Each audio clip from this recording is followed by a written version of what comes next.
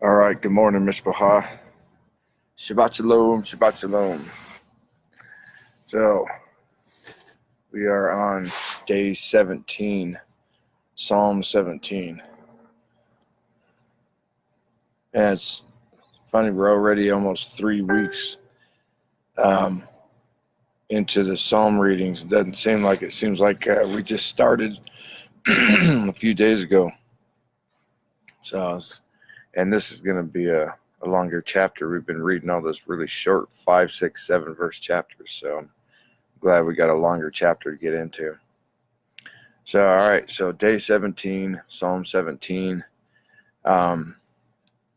Hear a just, attend to my cry. Give ear to my prayer, which is not from deceitful lips. Let my vindication come from your presence. Let your eyes look on the things that are upright. You have tested my heart. You have visited me in the night. You have tried me and have found nothing. I have purposed that my mouth shall not transgress concerning the works of men by the word of your lips. I have kept away from the paths of the destroyer. Uphold my steps in your paths, that my footsteps may not slip. I have called upon you, for you will hear me, O El. Incline your ear to me and hear my speech. Show your marvelous loving kindness by your right hand. O you who save those who trust in you, from those who rise up against them, keep me as the apple of your eye. Hide me under the shadow of your wings. From the wicked who oppress me, from my deadly enemies who surround me. They have closed up their fat hearts. With their mouths they speak proudly. They have now surrounded us in our steps. They have set their eyes crouching down to the earth, as a lion is eager to tear his prey. And like a young lion lurking in secret places. Arise, O Yehovah, confront him, cast him down.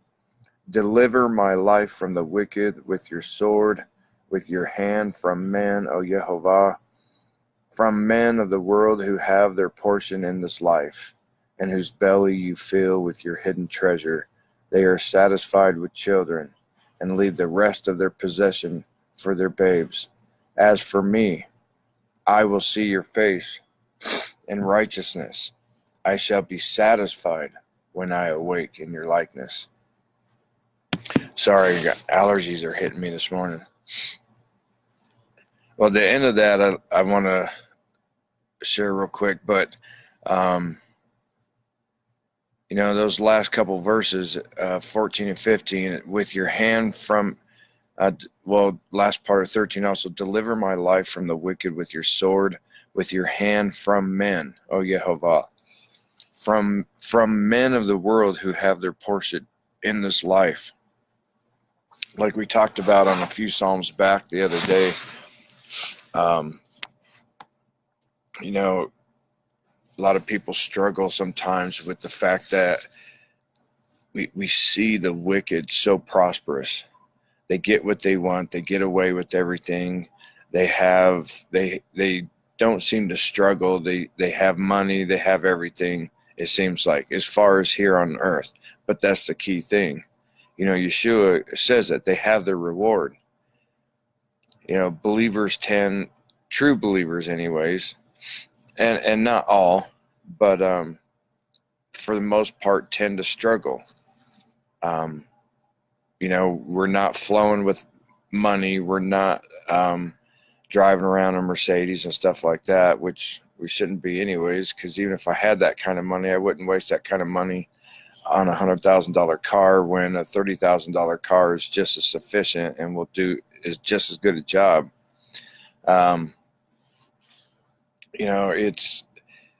We can't allow those things to penetrate, to get into our heart. As it says, from the men of the world who have their portion in this life, whose belly you fill with your hidden treasure, they are satisfied with children. So their whole life pertains to building up a legacy and leaving that legacy to their children, grandchildren, stuff like that. And that's it. They leave a will of their home, their business, their money, everything to their children, and that's it. That's all they got. That's all they ever be remembered of, and eventually that fades away.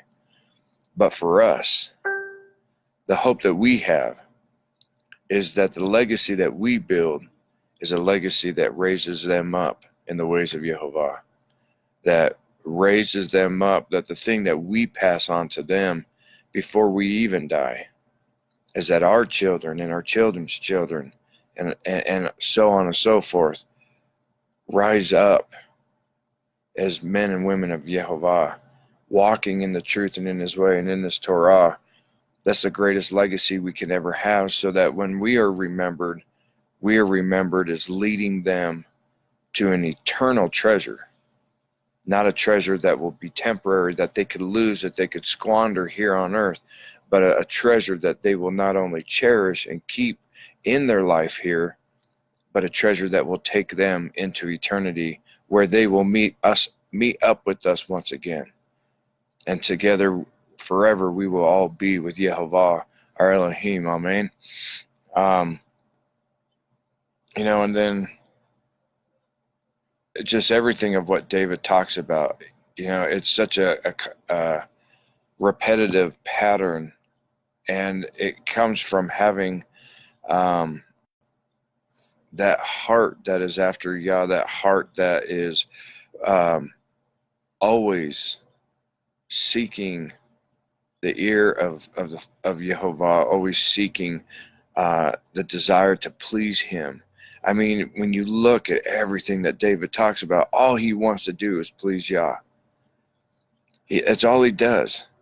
And he asks for Yah to deliver him from his enemies. And usually those are from the situations like when he was running from Absalom, or when he was in hiding from King Saul and different stuff like that. But other than those situations, all his psalms are always about praise, always about giving ear to him, always about obedience and keeping his Torah. And forever your Torah will be in my heart, and your precepts will be spoken from my lips, and all these things.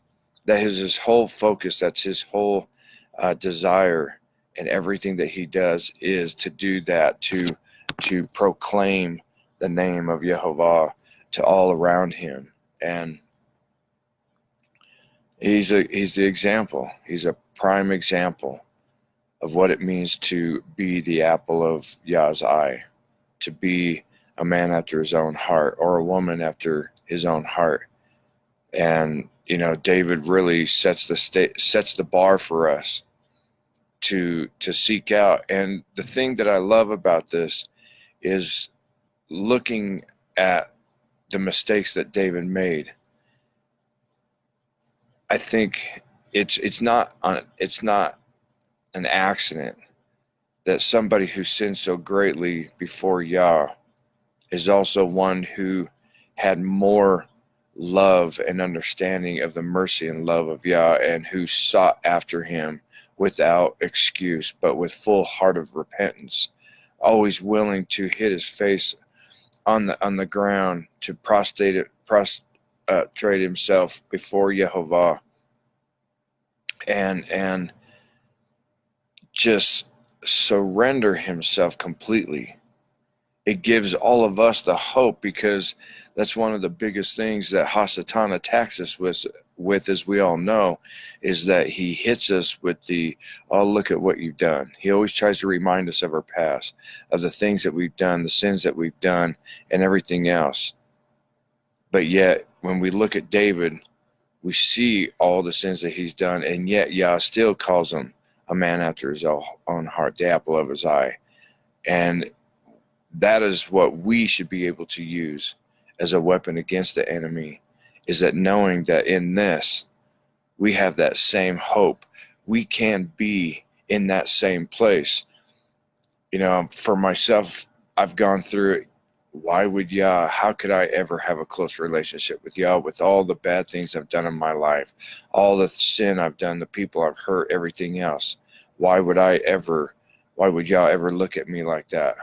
And that's what I look at this, and I think about David, and I think about what he's done, and the mercy that Yah not only had on him, but like I said, what he calls David, and how much he clearly loves David. And it gives us that same hope and strength. Amen. So, as always, as I say at least every other day, go and read this for yourself today. Go study it out, look at it, ponder on it, receive it in your heart. Pray to Yah to give you that same heart. And we can never have it enough.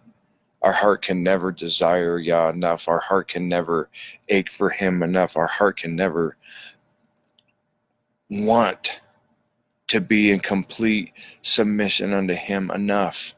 We can never do enough to honor Yah, to please Yah. We can never go far enough.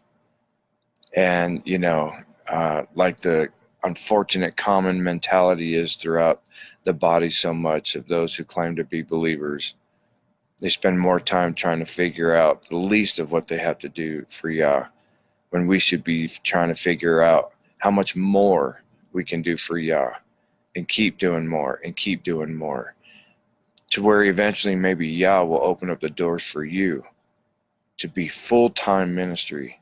I can't think of a greater way to live, to where Yah blesses and have her way, the finances would be blessed. So from the moment you wake up 24/7, your work is ministry.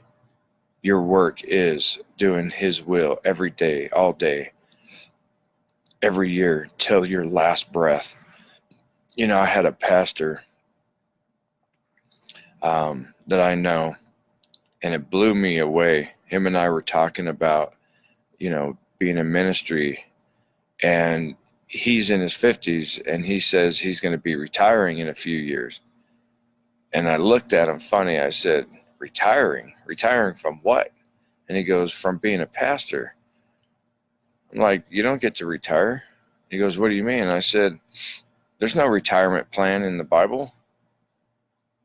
I said, I'll be doing this till the day I die. And he looked at me in shock. Like, are you kidding me? And he's like, why would you do that? I said, why wouldn't I do that? I said, us being in ministry, to be a pastor, to do his will, to do his work, there's no retirement plan. There's no 401k. There's no saying one day, okay, I've done enough. I'm good. Time to go sit at home, or, and go play golf or something. I said, we don't get to do that. We don't declare that. We don't close that door. Yah opens that door for us. We do not tell him when we're done. And I said, and I wouldn't want to. I said, the fact that Yah would allow me to preach his word, to have understanding of his word enough to where I can preach it, share it with others. I hope that the last words that come out of my mouth when the day I die is proclaiming his name. And he looked at me shocked. He's just like, wow. And I don't know. I hope it convicted his heart. So pray for him, because I like him. He's a nice guy. I think gets more focus, he could really be a great pastor for Yah. But anyways, Mishpachah, I hope you have an awesome and blessed Shabbat. And may the word of Yah fill your hearts. And may it not only fill your hearts, but may it really direct your paths. May it lead every word that comes out of your mouth. And may it direct all of your thoughts. And for all of you, hopefully, that are able to, tune in this afternoon for our Shabbat sermon, 2 o'clock Mountain Time, 1 o'clock West Coast Time, 3 o'clock Central Time, and 4 o'clock East Coast Time. But until then, love y'all. Shabbat Shalom.